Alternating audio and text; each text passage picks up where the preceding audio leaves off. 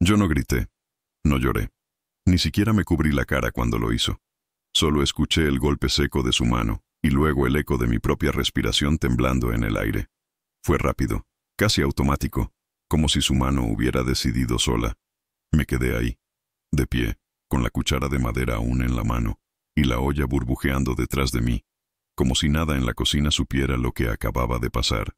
No era la primera vez que me hablaba mal, no era la primera vez que me humillaba. Pero sí fue la primera vez que su cuerpo hizo lo que su desprecio ya venía anunciando desde hacía meses. Y fue entonces, justo entonces, que supe que algo en mí se había roto. No el pómulo, no la piel, algo mucho más profundo. Todo había empezado como empiezan las tragedias pequeñas, con silencios que se alargan, con gestos que se acumulan.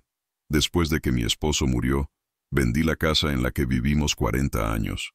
La casa que construimos desde el primer ladrillo hasta el último portarretrato. La vendí porque creí que era lo correcto, porque mi hijo necesitaba ayuda, y porque me dijo con lágrimas en los ojos, «Mamá, no puedo solo. Este préstamo me está matando».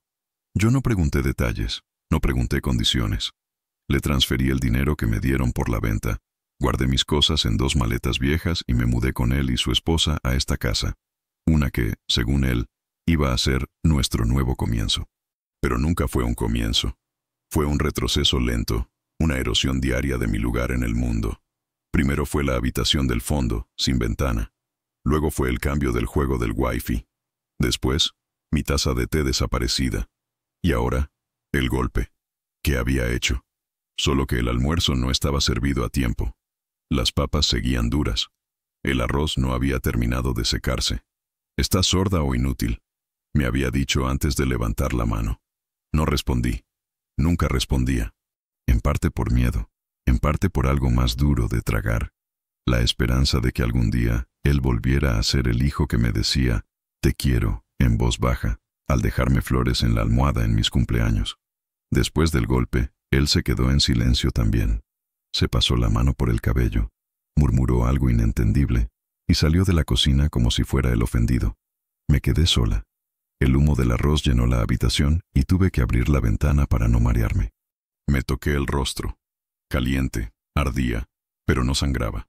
Caminé hasta el baño sin hacer ruido. Cerré la puerta. Me miré al espejo. Allí estaba yo, una mujer de 68 años, con la cara colorada, la dignidad agrietada, y una pregunta clavada en el pecho como un cuchillo. ¿En qué momento dejé de ser su madre y pasé a ser su carga? Esa noche no bajó a cenar. O sí bajó, pero no me habló. Yo serví la comida igual. Calenté todo en silencio. Le dejé el plato sobre la mesa como quien deja una ofrenda en una tumba. Su esposa, Lucía, me miró raro. Preguntó con tono de burla, «¿Qué te pasó en la cara, mamá?» Dije que me había tropezado con la puerta del armario. No sé por qué mentí. Supongo que todavía quería protegerlo. Todavía pensaba que era mi hijo. Dormí poco. En la madrugada, me senté en la silla de la cocina, con la misma taza de té entre las manos, preguntándome si esto era todo. Si la vida terminaba así, en una casa que no era mía, con un hijo que ya no era hijo, con una voz que ya no me salía del pecho. Me dolía el cuerpo, pero dolía más saber que había dejado todo atrás, mi casa, mi independencia, mi voz, por una promesa que nunca fue más que eso, palabras. Cuando salió el sol, él bajó. Ni me miró a los ojos. Fue directo a la nevera, sacó un yogur, se lo bebió de un trago. Luego, mientras se abotonaba la camisa, dijo con voz firme, «Lucía viene a almorzar hoy. Esconde todo lo que parezca viejo».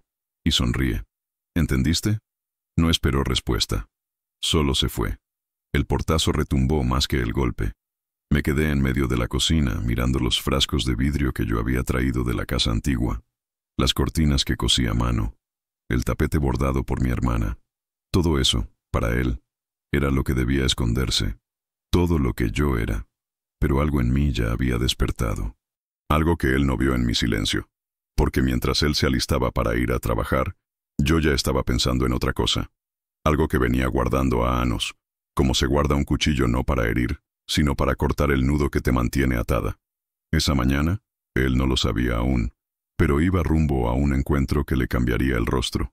Un encuentro con su jefe. Y con algo más. con una verdad que yo había preparado en silencio, con una historia que no iba a contar con lágrimas, sino con pruebas. No dormí. Me acosté, sí, pero no dormí. Me senté al borde de la cama durante horas, con los ojos abiertos en la oscuridad, escuchando los sonidos mínimos de la casa, el zumbido del refrigerador, el crujido de la madera en los pasillos, el goteo del grifo en el baño. Pero lo que más pesaba era el sonido de mi propia respiración, irregular, contenida, intentando no convertirse en sollozo, y aun sin lágrimas, dolía como si hubiera llorado toda la noche. La mano de él aún ardía en mi rostro, aunque ya no estuviera allí. Pero lo que más ardía era su voz. Esconde todo y sonríe. Como si yo fuera un objeto viejo que estorba la decoración. Como si mi existencia fuera algo que debía empujarse a un rincón oscuro cada vez que aparecía alguien importante. A la mañana siguiente, me levanté temprano, antes del sol. Todavía estaba oscuro cuando preparé el café. Usé la cafetera que yo misma había comprado años atrás, pero que ahora permanecía guardada bajo el fregadero, escondida, como todo lo mío. Hice el café en silencio, sin derramar ni una gota. No porque quisiera agradar, sino porque necesitaba algo caliente que sostener entre mis manos. Algo que me recordara que aún estaba viva, entera, a pesar de todo. Cuando el aroma empezó a llenar la cocina, escuché sus pasos en el pasillo. Y como un reflejo condicionado, escondí la taza. Como una niña sorprendida con algo prohibido. Y allí estaba yo. Una mujer de casi 70 años, escondiendo su propio café como si no tuviera derecho ni siquiera a eso. Él entró en la cocina con la camisa entreabierta, el celular en la mano, hablando con alguien del trabajo. Dijo algo como, «Todo tiene que estar perfecto hoy». Y sin siquiera mirarme, dejó un papel sobre la mesa. Era la lista de compras. Artículos que yo debía ir a buscar para el almuerzo especial con su esposa. «Y que no falte nada esta vez», murmuró al colgar. Tomé la lista y leí los nombres uno por uno. Salmón, espárragos, vino blanco, pan integral sin gluten, salsa de mostaza Dijon. Cosas que ni siquiera sabía pronunciar bien. Cosas que nunca habían entrado en esa casa mientras yo aún era dueña de la cocina. Apagué la hornilla. Fui hasta el cuarto. Tomé mi bolso y me puse el abrigo. Pero antes de salir, abrí el cajón del escritorio. Allí estaba. El sobre azul que había guardado desde el día en que vendí la casa antigua. Dentro de él había algo más valioso que cualquier herencia. La escritura del apartamento actual. ¿A nombre de quién estaba? A nombre de él, sí, pero también a mi nombre. 50%. Dividido. Registrado.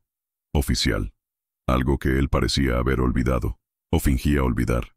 Yo nunca lo mencioné. Nunca lo necesité. Pero ahora, el silencio que él confundía con sumisión empezaba a cambiar de tono. Porque ese sobre, que siempre estuvo escondido entre medias viejas y documentos olvidados, ahora estaba en mi bolso. Y con él, algo dentro de mí comenzaba a reordenarse. Fui al mercado con la lista en la mano. Compré todo. Pagué en efectivo. Regresé y comencé a preparar el almuerzo con la precisión de un reloj suizo. No por ellos. Por mí. Cada plato bien dispuesto era una afirmación. Yo aún podía. Yo aún sabía. Yo aún estaba aquí. Cuando Lucía llegó, me saludó con una sonrisa protocolar. Elogió el aroma. Dijo, «Qué rico huele, doña Rosa», como quien elogia la decoración de un hotel. Yo sonreí. Claro que sonreí. Pero era una sonrisa nueva. Una que no pedía permiso. Se sentó a la mesa. Conversó con mi hijo como si yo no estuviera allí. Comentaron sobre su jefe, sobre una posible promoción, sobre la cena de la próxima semana con inversionistas. Yo seguí sirviendo. Como un fantasma que camina por la casa cargando platos. Como una sombra funcional. Pero dentro de mí, había una llama encendida. Y la alimentaba con cada palabra que ellos decían. Porque entre una frase y otra, él soltó. Y cuando se lo presente a mi jefe, va a quedar impresionado. Ella rió. ¿Lo vas a invitar aquí? Él asintió, confiado. Claro, quiero que vea que tengo todo bajo control. Ah, bajo control. Fue entonces cuando entendí. Entendí el tipo de hombre en el que se había convertido mi hijo. Uno que usaba a su propia madre como vitrina de estabilidad. Una figura de retaguardia silenciosa. Una pieza del escenario. Pero yo no era escenario. Y lo que él no sabía era que ese escenario tenía cables eléctricos escondidos bajo la alfombra. Cables que, al cortarse, podían apagar todas las luces de una vez. Él no vio cuando llevé el sobre azul hasta la lavandería e hice copias discretas en la impresora. Él no vio cuando guardé una de ellas en mi abrigo. Él no vio nada, porque siempre creyó que yo no era nadie para ver. Pero estaba a punto de aprenderlo. Al día siguiente, él tendría una reunión en la empresa, una presentación importante, un encuentro con el director ejecutivo al que tanto quería impresionar, y no sabía quién exactamente lo esperaba en esa sala, porque su jefe conocía un nombre que aún constaba en la mitad de la escritura de la casa donde él decía tener todo bajo control. El mío. Recuerdo el día que cruzamos el umbral de esta casa por primera vez. Todavía olía a pintura fresca, y los escalones de madera rechinaban como si supieran que éramos extraños allí. Mi hijo sostenía las llaves con una sonrisa grande, esa sonrisa que uno tiene cuando cree que está empezando algo propio. Lucía lloró de emoción al ver el baño en suite. Yo solo asentí y sonreí, como hacen las madres cuando sienten que deben aplaudir el triunfo ajeno incluso si por dentro algo duele. Y dolía, sí, porque para que ellos tuvieran esta casa, yo había entregado la mía. La casa donde parí, donde enterré a mi esposo, donde colgaban aún fotos amarillentas de cumpleaños, navidades y días comunes. Vendí mi historia para financiar su futuro, y lo hice sin firmar condiciones, sin pedir garantías, solo con amor. Ese amor tonto, ciego, que nos enseñaron a tener las mujeres de mi generación. Los primeros días en esta casa fueron amables. Me dieron el cuarto del fondo, con una cama angosta y una ventana que daba al muro del vecino. «Es temporal, mamá», me dijo él. «Ya haremos ajustes». Nunca se hicieron. A la semana Lucía trajo una repisa de baño nueva y colgó perfumes que ocupaban todo el espacio. Dejé de usar el espejo porque ya no podía verme.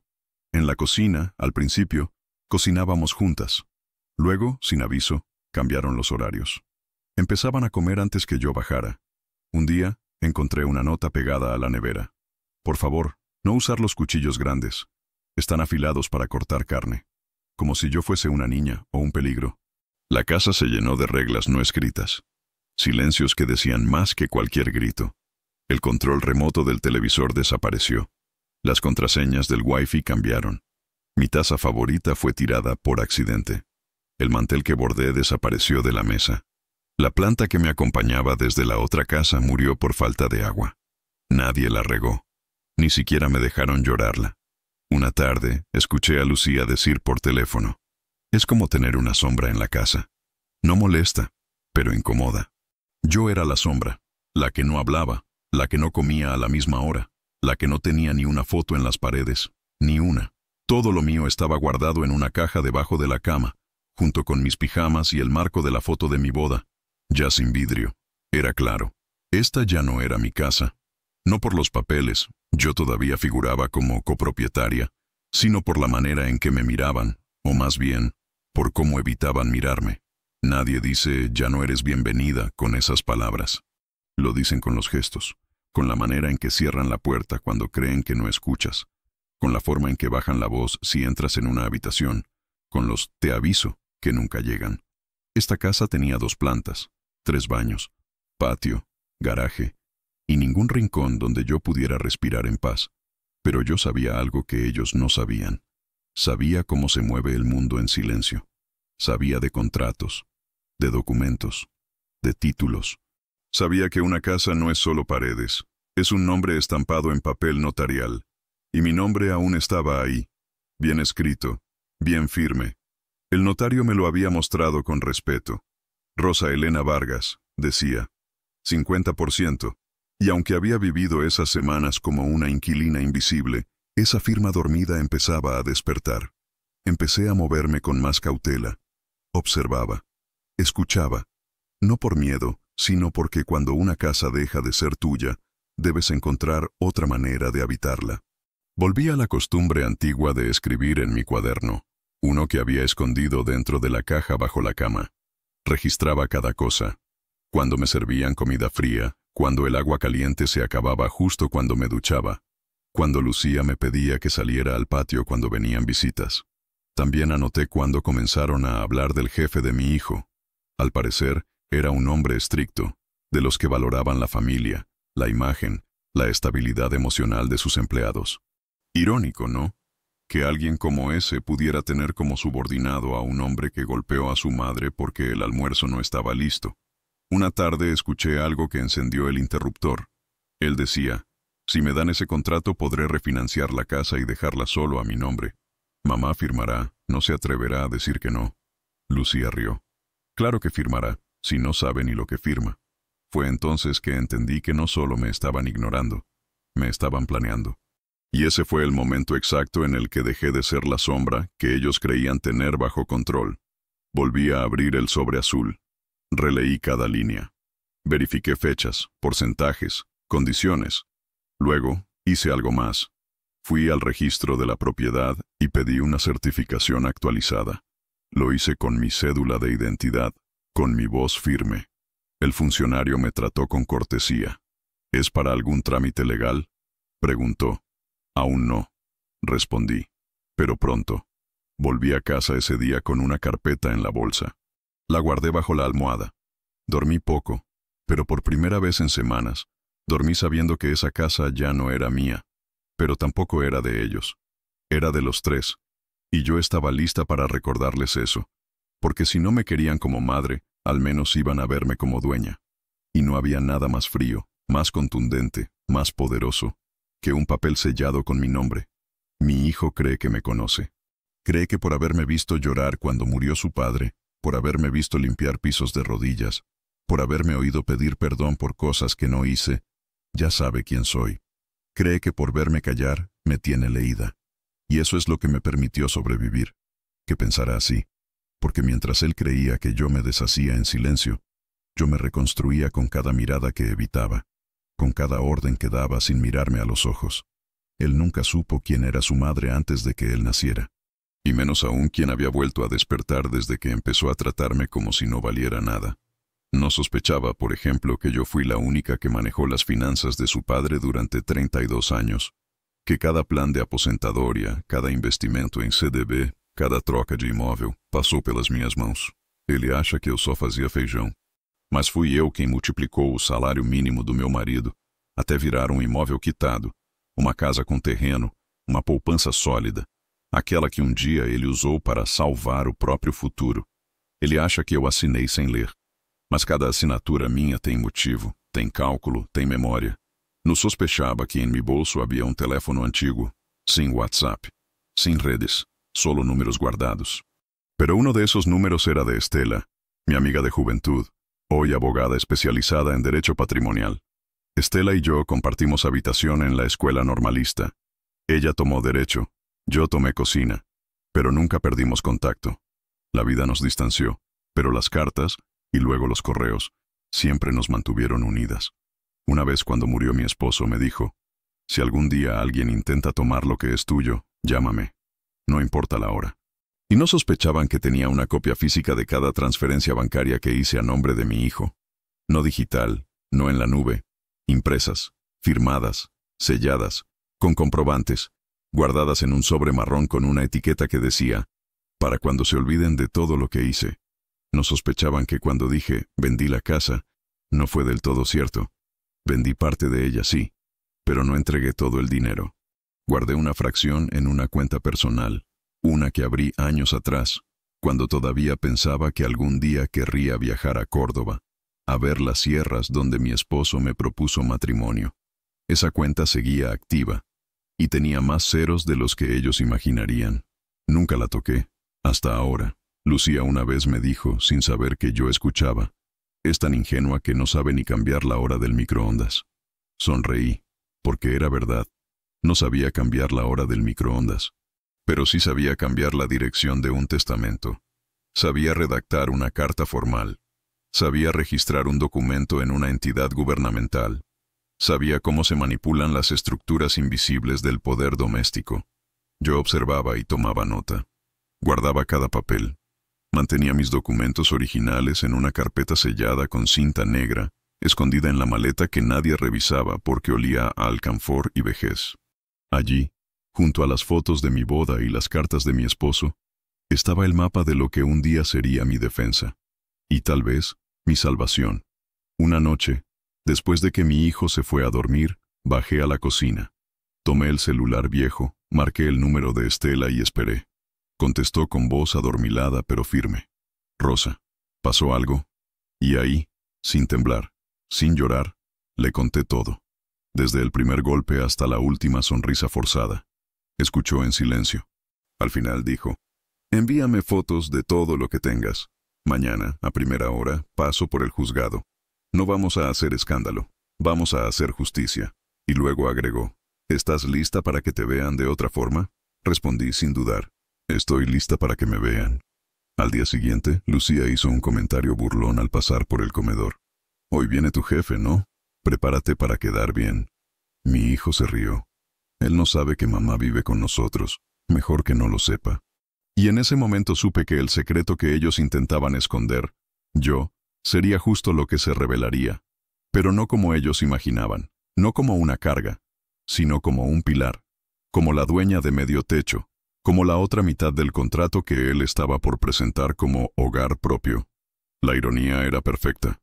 El jefe de mi hijo venía a ver estabilidad, venía a ver un hogar sólido, venía a conocer a la esposa, la casa, el entorno que lo hacía apto para liderar proyectos. Y se iba a encontrar con algo más. Con una mujer de cabello canoso, callada, sí, pero con papeles, con historia, con presencia. Lo que no sabían era que ese mismo jefe me conocía, porque años atrás, su madre y yo habíamos trabajado juntas en una escuela pública del centro. Habíamos compartido meriendas, huelgas docentes, celebraciones del Día del Maestro. Yo había ido al bautismo de su hijo. Tenía una foto de él, de niño, abrazando un cartel que yo le ayudé a pintar. Y esa foto también estaba en mi carpeta. El mundo es más pequeño de lo que creen.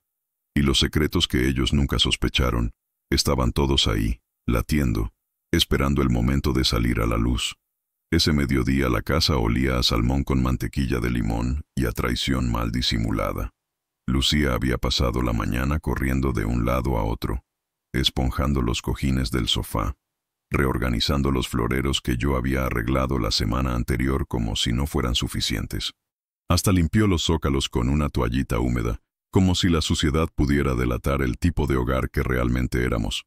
Mi hijo se cambió de camisa 3 veces, antes de decidirse por una celeste, sin arrugas, que lo hacía parecer más joven. Yo lo observaba desde la cocina, en silencio, con el delantal limpio y los platos ya listos para servir.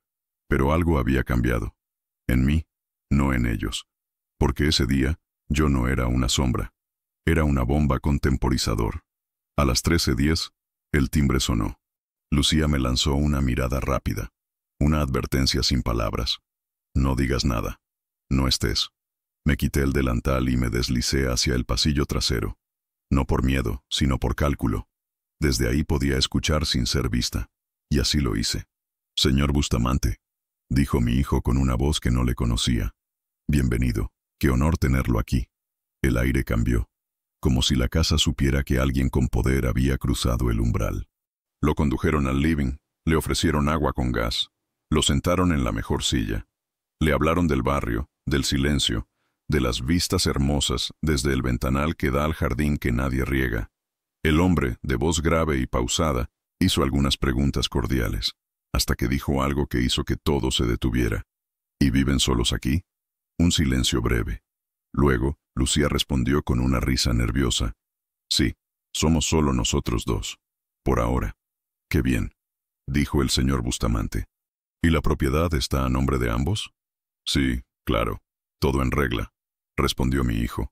El contrato está firmado solo a mi nombre. Quería tener algo mío, ¿sabe? Algo construido desde cero. Mentira tras mentira, dicha con voz firme. Como si la mentira, si se decía con seguridad, se volviera verdad. Pero el aire empezó a volverse espeso. Y entonces, Bustamante bajó la voz y dijo algo que heló la habitación. Curioso. Porque cuando mi asistente hizo la revisión registral para la aprobación del proyecto, apareció otro nombre en la escritura. Un segundo de pausa. 2, 3. Rosa Elena Vargas, dijo, leyendo con claridad. ¿Quién es? Lucía tragó saliva. Mi hijo apenas articuló. Es mi madre. Ah, comprendo. ¿Y por qué no está presente?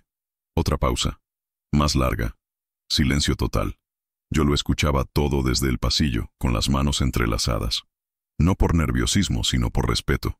Porque la justicia, cuando se presenta con voz firme y sin violencia, merece reverencia. Ella no vive exactamente con nosotros. A veces viene a ayudarnos. Ya sabe, cosas de familia. La voz del señor Bustamante cambió. Ya no era amable. Ya no era casual. Pues qué curioso, porque el registro indica que comparte el 50% de esta propiedad, lo cual significa que si usted desea presentarla como garantía o como sede del nuevo emprendimiento, necesita su firma. No es un detalle menor, ¿sabe? Sobre todo si hablamos de proyectos a largo plazo. Escuché el crujido del cuero cuando se levantó del sillón, el sonido de su maletín al cerrarse. Me gusta hacer negocios con gente transparente, dijo antes de marcharse. No con quienes ocultan a sus madres como si fueran vergüenzas. Buenas tardes. No hubo despedidas. No hubo sonrisas. Solo el sonido de la puerta cerrándose con firmeza. Y el silencio después. Un silencio pesado, lleno de verdades rotas. Lucía no dijo nada. Mi hijo tampoco. Yo volví a la cocina. Volví a ponerme el delantal. Calenté el salmón. Serví 3 platos. Uno lo dejé en la mesa. Otro en el refrigerador. Y el tercero lo comí sola en el patio, bajo la sombra de una planta seca que ya nadie cuidaba. Estaba frío, pero yo no lo sentí así. Por primera vez en semanas, sentí algo parecido a dignidad en el paladar. Mi hijo no bajó ese día. Lucía pasó de largo, sin mirarme. No preguntaron por mí. No me buscaron. No se disculparon. Pero tampoco se atrevieron a tocar la puerta de mi habitación. Esa noche, el aire era distinto. Ya no era yo la que se escondía. Eran ellos los que caminaban con miedo de lo que yo podía hacer si decidía hablar. Pero no lo hice. No aún. Porque hay algo más poderoso que hablar. Esperar el momento exacto en que tus palabras no sean necesarias. Porque el silencio, si está cargado de verdad, pesa más que cualquier grito. Y mi silencio, esa noche, pesaba como un bloque de cemento en cada habitación de esa casa. El cajón no era especial. De hecho, chirriaba cada vez que lo abría. Era de madera vieja, con un tirador torcido que alguna vez intenté enderezar sin éxito.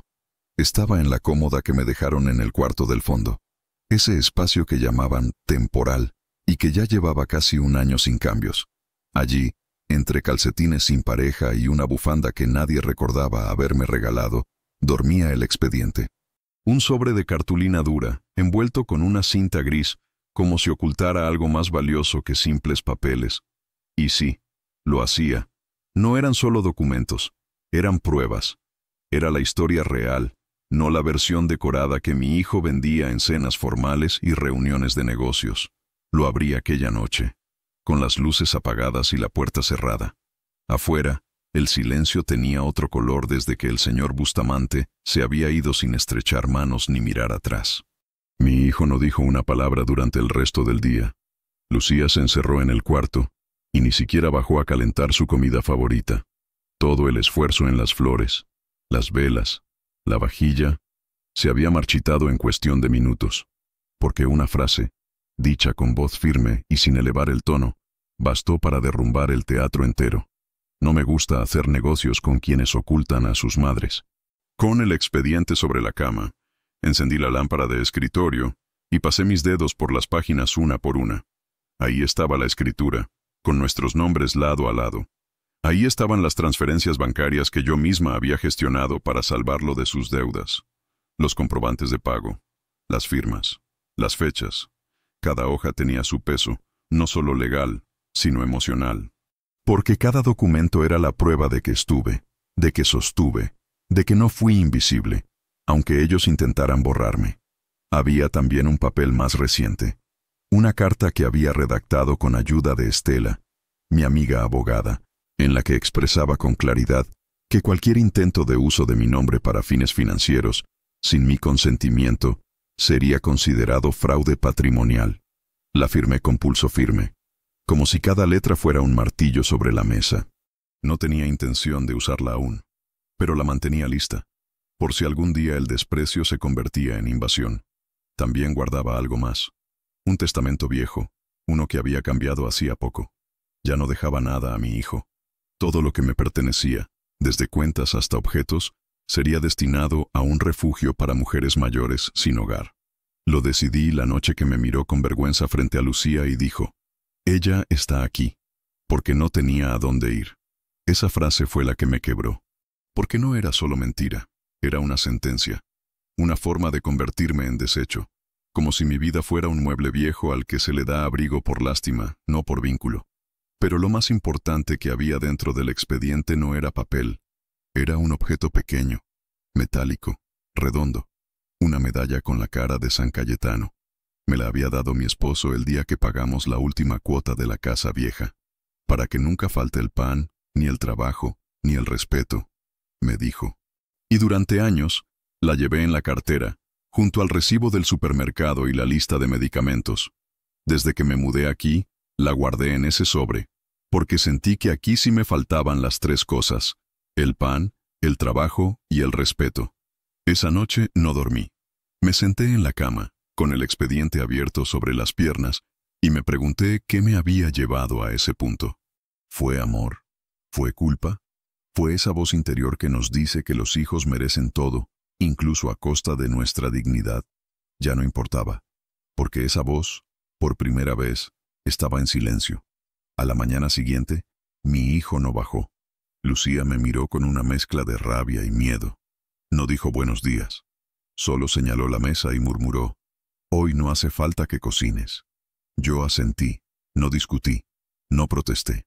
Guardé el expediente en mi bolso. No el sobre grande, sino una versión reducida. Fotocopias limpias, en orden, con los sellos bien visibles. Cerré la cremallera con cuidado y salí de la casa sin hacer ruido. Fui al registro de la propiedad. Confirmé por tercera vez que la escritura seguía intacta. Luego pasé por la oficina de Estela. Me recibió con un café y una mirada cómplice. Me preguntó si estaba lista para el siguiente paso.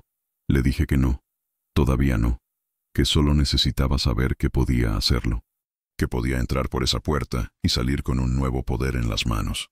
Porque a veces, saber que puedes es suficiente para recuperar la voz. Volví a casa antes del mediodía.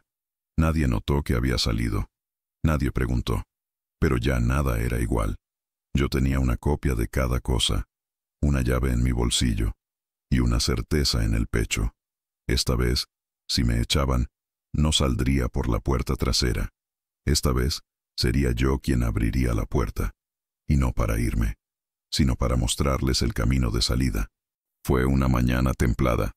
El cielo estaba gris, pero no amenazaba tormenta. Esa clase de clima que parece contener la respiración del mundo, como si algo importante estuviera por ocurrir sin que nadie lo supiera aún. Mi hijo bajó las escaleras con un ritmo que ya conocía, seguro, apurado, nervioso por dentro, aunque su postura quisiera parecer firme. Llevaba una carpeta negra bajo el brazo, el mismo maletín que había preparado para mostrar al señor Bustamante días antes, solo que ahora iba rumbo a otra reunión, una mucho más delicada. Lo escuché desde la cocina. Lucía le alisaba la camisa con la palma de la mano como una madre apurada antes del acto escolar. Le murmuraba cosas como: «Recuerda hablar del presupuesto proyectado y no menciones a tu madre para nada». Él asintió sin responder, mientras revisaba el celular compulsivamente. Yo me acerqué con una taza de café y la dejé sobre la mesa, sin decir palabra. La ignoraron, como si mi presencia fuera una interrupción sin volumen, una figura en el fondo de una fotografía que nadie va a enmarcar. «Hoy es el día», dijo él mientras se ponía la chaqueta. «Si todo sale bien, firmamos en una semana. Nadie va a frenarme esta vez». Lucía lo besó en la mejilla con una sonrisa vacía. «No va a haber sorpresas». «Ah, pero las sorpresas no vienen de afuera. Viven adentro, en el cajón del que se olvidan, en la persona que creen dominada, en la madre que dejaron de mirar a los ojos». Cuando se fue, me quedé sola en la cocina. Encendí la cafetera de nuevo, aunque no tenía ganas de café. Era un gesto mecánico, una forma de pensar sin pensar. La frase «nadie va a frenarme» me quedó zumbando en la cabeza, porque yo no quería frenarlo. Solo quería que se acordara, que recordara quién lo sostuvo cuando todo se le caía, ¿Quién vendió su casa para salvar la suya? ¿Quién renunció a sus paredes para que él pudiera levantar las suyas? Pero él había olvidado, y su olvido tenía consecuencias. A media mañana sonó el teléfono. Era Estela. Hablaba con ese tono que usaba cuando algo no estaba bien. Recibí una notificación del registro, dijo. Tu hijo presentó una solicitud para modificar la escritura de la propiedad. Me quedé en silencio. Mi mano apretó el auricular con más fuerza de la necesaria. ¿Qué significa eso? Intentó remover tu nombre, Rosa, dijo sin rodeos, alegando que habías firmado un documento de cesión voluntaria hace meses. Un documento que, según él, entregaste por voluntad propia y que ya estaba archivado. Mi cuerpo no reaccionó de inmediato. Me quedé quieta, como si la noticia flotara en el aire sin llegar a tocarme. Pero luego, el calor subió desde el estómago hasta el rostro. No era rabia. Era una mezcla de asombro y confirmación, porque lo había presentido. Porque lo había visto venir. ¿Tienes copia de lo que presentó? Sí, y es una falsificación burda. Usó tu nombre, pero no es tu firma, ni tu letra, ni tu estilo de redacción. El notario asignado ya pidió una verificación. Cerré los ojos, respiré hondo. Eso significa que acaba de cometer un delito. Uno serio. Colgué el teléfono con las manos firmes. No temblaban. No sudaban, solo estaban listas, como quien encuentra la última pieza del rompecabezas. Me senté en la mesa del comedor. Sobre ella, aún estaba el café que había dejado para él, frío, olvidado, como yo, hasta ese momento. A los pocos minutos, Lucía bajó. Me miró de reojo y dijo, ¿tú sabías que iba a ir al registro hoy? No respondí. Solo la miré. No queremos problemas, Rosa, continuó. Esto es por el bien de todos. No tiene sentido que sigas figurando. Ya no haces nada aquí. Ahí estaba. La frase. El cuchillo. Ya no haces nada aquí. No me defendí. No me excusé. Solo me levanté. Fui a mi habitación. Abrí el cajón chirriante y saqué el expediente. Esta vez no lo escondí. Esta vez lo dejé sobre la mesa del comedor, frente a ella. Lee, le dije. Lucía no se acercó. No lo tocó. Su expresión cambió. Una mezcla de sospecha y temor. Como si de pronto la sombra tuviera dientes. Ese fue su paso en falso. No el intento de quitarme la casa. No la falsificación. No la mentira. El verdadero error fue creer que yo no iba a notar. Que no iba a reaccionar. Que no tenía forma de responder. Esa tarde me vestí con calma. Saqué del armario el abrigo que usaba para ocasiones especiales. Tomé el bolso donde guardaba las copias del expediente, la medalla de San Cayetano y el documento con la firma original del notario que validaba mi parte de la propiedad. Y salí de casa. No avisé a nadie. Tenía una cita con la ley. Llegué al edificio de oficinas con 10 minutos de antelación. Estaba vestido como siempre. Camisa limpia, abrigo oscuro, zapatos gastados pero lustrados con esmero. Nada que llamara la atención. Pero todo en mí gritaba que estaba allí por algo serio. El lugar era elegante, minimalista, con ascensores de acero y un mármol tan pulido que reflejaba el techo. El tipo de sitio donde todo es más importante de lo que parece. Fui directo a la recepción. Pregunté por el señor Bustamante, pero ya sabía que no estaba. No lo necesitaba a él. Necesitaba a quien firmaba los documentos de auditoría interna. Y tenía su nombre. ¿Tiene una cita?, preguntó la recepcionista. No, dije, pero tengo documentos. Y una historia que afecta a uno de sus contratos de mayor volumen este trimestre. Dudó. Me escaneó de arriba a abajo, pero algo en mi voz le hizo levantar el teléfono sin discutir. Minutos después, una mujer de cabello corto y traje gris bajó por el ascensor. Se presentó como la doctora Sánchez, responsable de validaciones jurídicas en la empresa. Le extendí el sobre.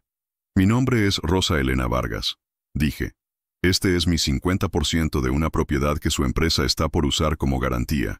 Y esta, añadí sacando otra hoja, es la copia del intento de falsificación que mi hijo presentó como si yo lo hubiera firmado. La mujer leyó en silencio. Su rostro no mostró sorpresa, pero su manera de sujetar el papel cambió. Con más firmeza. Como quien sabe que lo que sostiene puede explotar. ¿Puedo preguntarle por qué viene personalmente? Porque ya intenté el silencio, respondí. Y me lo usaron en contra. Me pidió que la acompañara a una sala más privada. Entramos. Allí, sentada frente a mí, Mientras bebíamos un café aguado de máquina, me escuchó durante casi una hora. Le conté todo: la venta de mi casa, el préstamo no devuelto, la convivencia en condiciones indignas, el intento de borrarme legalmente. Mostré pruebas, fechas, transferencias, documentos firmados ante notario. Ninguna palabra mía era sin respaldo. Cuando terminé, ella guardó silencio unos segundos. Luego, dijo con calma: «Gracias por venir, señora Vargas. Esto cambia todo». Me explicó que mi hijo había solicitado formalmente utilizar la casa como aval para un proyecto de inversión inmobiliaria, el mismo donde, irónicamente, se requería que los socios tuvieran estabilidad familiar y patrimonio indiviso.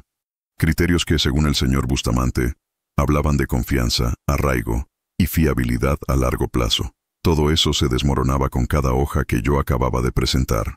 Le entregué una copia para que la archivara. Ella me ofreció ayuda legal, asistencia, incluso trasladar el caso a su departamento de cumplimiento. Pero yo solo asentí y me levanté. No vine a arruinarle la vida a mi hijo, le dije antes de salir. Vine a evitar que me la sigan borrando. En el vestíbulo, me crucé con alguien que no esperaba. El propio jefe de mi hijo, Bustamante. Venía entrando con su habitual paso firme, revisando su reloj. Me detuve. Dudé en saludar, pero fue él quien me reconoció. «¿Señora Vargas?» Me miró con un leve gesto de asombro. No esperaba verla por aquí. Sonreí sin resentimiento. A veces las madres tenemos que hacer lo que nuestros hijos no se atreven. Nos quedamos en silencio por un segundo. «Lamento lo de la otra vez», dijo con sinceridad. No quise incomodarla. «No lo hizo», respondí. «Al contrario, gracias por hacer visible lo que mi familia intentaba esconder». Nos despedimos con un apretón de manos. Firme, real. El tipo de gesto que no se da por lástima, sino por respeto. Cuando volví a casa, ya era tarde. Mi hijo aún no había regresado. Lucía me abrió la puerta. Me miró como si esperara una explicación, pero no la obtuvo. Me encerré en mi cuarto. Coloqué el expediente sobre la cama y lo abrí por última vez.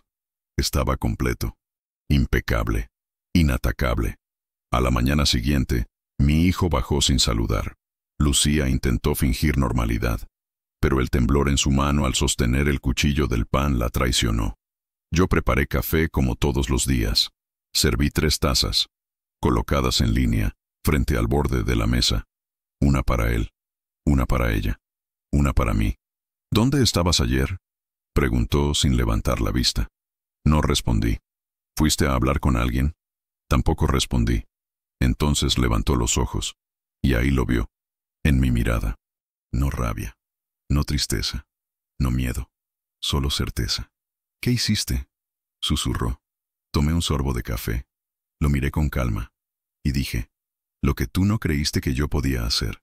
Esa fue la única respuesta, y fue suficiente, porque en ese momento entendió, no por lo que dije, sino por todo lo que ya no necesitaba explicar. No hay sonido más revelador que el del silencio cargado, no uno cualquiera, no el de la madrugada o el que hay entre sorbo y sorbo de café. Hablo del silencio que sucede a una verdad que ya no se puede esconder, cuando alguien se da cuenta de que ya no controla el tablero, ni las piezas, ni la narrativa. Ese fue el silencio que llenó la casa tras mis últimas palabras. Mi hijo no dijo nada más. No hizo falta. Lucía dejó su taza de café a medio camino entre el plato y sus labios, sin atreverse a terminar el gesto. Y yo simplemente recogí mi carpeta y me levanté de la mesa como quien termina una oración con punto final. Ese día, él no fue al trabajo. Pasó horas encerrado en su habitación, llamando sin parar. Yo lo escuchaba desde la sala, su voz cada vez más desesperada, intentando recomponer algo que ya no tenía forma. «Sí, claro, señor Bustamante, entiendo. Pero si me permite explicarle...». «No, eso no es cierto. Debió haber algún error. Ella fue personalmente, luego el portazo, luego los pasos arrastrados por la escalera, y después, nada». Lucía bajó 2 horas más tarde con la cara pálida y los ojos hundidos. No dijo ni una palabra, solo miró alrededor como quien se da cuenta de que el castillo que creía invulnerable ya tiene grietas hasta en el suelo. Yo no la detuve, no le reproché. No me interesaba su arrepentimiento ni sus lágrimas, porque no me lastimaban las palabras que no decían. Me había dolido mucho más el desprecio silencioso de los días pasados, la forma en que me invisibilizaron, la manera en que fingieron que yo no era más que una carga con aroma a sopa vieja. A la tarde, mi hijo bajó. Traía en la mano una carpeta igual a la mía, negra, elegante, vacía de poder. La dejó sobre la mesa y me miró. No quería que terminara así, dijo. Lo miré sin levantar la cabeza del libro que estaba leyendo. No porque no me importara, sino porque por primera vez en mucho tiempo él era el que pedía atención, el que necesitaba ser escuchado. No pensé que llegarías tan lejos. Me reí por dentro, no de burla, de ironía, porque él aún creía que yo había llegado lejos, como si esto hubiera sido un impulso, una rabieta de madre herida, como si no entendiera que yo no había llegado a ningún lugar. Siempre estuve aquí, desde el primer día, sosteniendo, callando, observando, documentando. Perdí el contrato. Continuó. Cancelaron el proyecto. El jefe habló con el departamento legal. Me pidieron mi renuncia. Y entonces lo dijo, por primera vez, con voz apenas audible como si las palabras le rasgaran la garganta. Nos quedamos sin nada.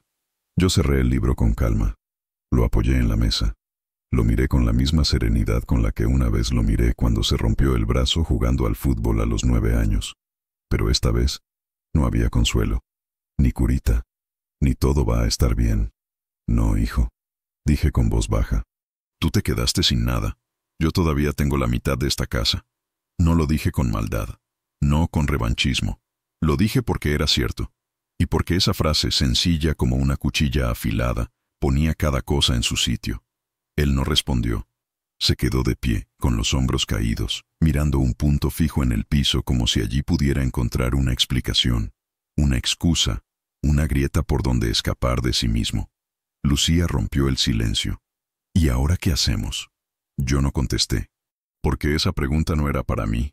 Ya no, porque por años, cada vez que algo salía mal, ellos venían a mí, a buscar apoyo, dinero, recetas, consuelo. Ahora, que el peso de sus decisiones los ahogaba, ya no era mi obligación lanzarles un salvavidas. Me retiré a mi habitación. Cerré la puerta con suavidad, no por ellos, por mí, porque había recuperado el derecho a tener una habitación con puerta, con silencio, con nombre propio. Esa noche cenaron solos.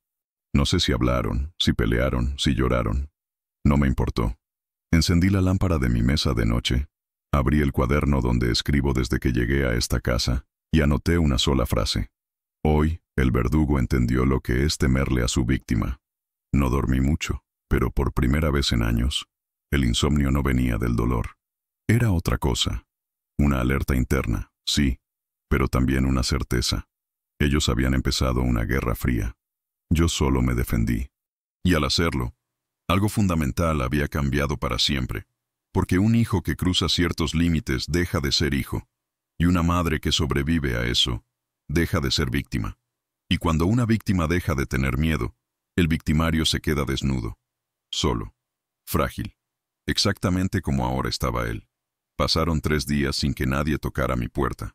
3 días en los que la casa entera parecía caminar de puntillas, como si de pronto todos recordaran que yo existía, pero no supieran cómo lidiar con esa existencia.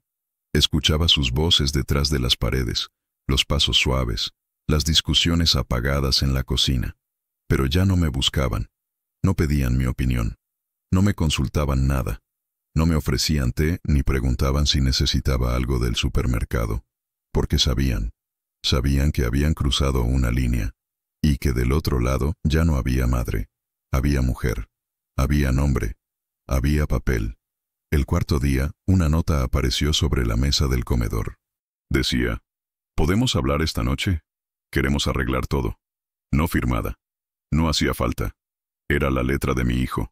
Una caligrafía que yo conocía desde sus primeras letras torcidas en la escuela primaria. La leí, la doblé con cuidado, y la guardé en el cuaderno donde escribo todo. No respondí. Esa noche, bajaron juntos. Él con los ojos hinchados. Lucía, con el cabello recogido de apuro. Se sentaron frente a mí como niños esperando un castigo. Pero yo no levanté la voz, no hice reclamos, no lloré. Solo los miré con la misma expresión que uno usa cuando asiste a la última función de una obra que ya conoce de memoria. No queremos perderte, dijo Lucía. No sabíamos que las cosas llegarían tan lejos. Mi hijo bajó la cabeza. No hablaba. No podía. Podemos vender la casa, continuó ella. Repartir lo que corresponda. Empezar de nuevo. En otro lugar. De otra forma. Yo tomé aire. Cerré los ojos por un segundo, y cuando hablé, no era ira lo que salía de mi boca. Era algo mucho más firme. Más frío. Más irrebatible. No necesito que vendan nada, dije. No necesito empezar de nuevo. ¿Ustedes? Sí. Me miraron sin entender. Yo ya empecé de nuevo. El día que firmé mi nombre con claridad en la oficina del señor Bustamante. El día que salí de esta casa sin pedir permiso. El día que dejé de mendigar respeto. Lucía se encogió en su silla. Mi hijo alzó los ojos por fin. ¿Nos vas a echar? La pregunta no venía del orgullo. Venía del miedo. No, respondí. Me voy yo. El silencio fue absoluto. Solo se oía el zumbido leve del refrigerador. ¿Pero la casa? Balbuceó él. Es mía también, sí. Por eso dejaré mi parte a nombre de una fundación que protege a mujeres mayores expulsadas por sus propias familias. Ya está todo firmado. Ustedes podrán seguir aquí, mientras cumplan con las condiciones legales del usufructo. Lucía empalideció. No puedes hacer eso. Ya lo hice. Me levanté. Fui hasta mi habitación. Saqué la maleta que nunca deshice del todo. La misma con la que llegué, y que siempre mantuve lista, porque incluso el amor más grande no puede confiarse al punto de olvidar que también puede volverse abandono. Empaqué con calma, sin prisa, cada prenda doblada como una declaración de independencia, cada zapato envuelto como un acto de amor propio. Dejé sobre la cama la carpeta negra. Ya no la necesitaba. No para protegerme, no para defenderme. La necesitaban ellos, como recordatorio, como testamento. Al salir al pasillo, Lucía lloraba en silencio. Mi hijo no. Él solo sostenía la nota que yo misma había doblado, y la leía una y otra vez, como si esperara que las palabras cambiaran, como si pudiera reescribir lo que hizo. ¿A dónde vas?, me preguntó finalmente. Lo miré una última vez. A donde ya no me traten como un mueble, a donde mi nombre no se esconda. No hubo abrazos, ni súplicas, ni escenas de película, solo una puerta que se cerró suave, pero firme. Tomé un taxi hasta la estación. De allí, un tren hasta la ciudad donde vive mi sobrina.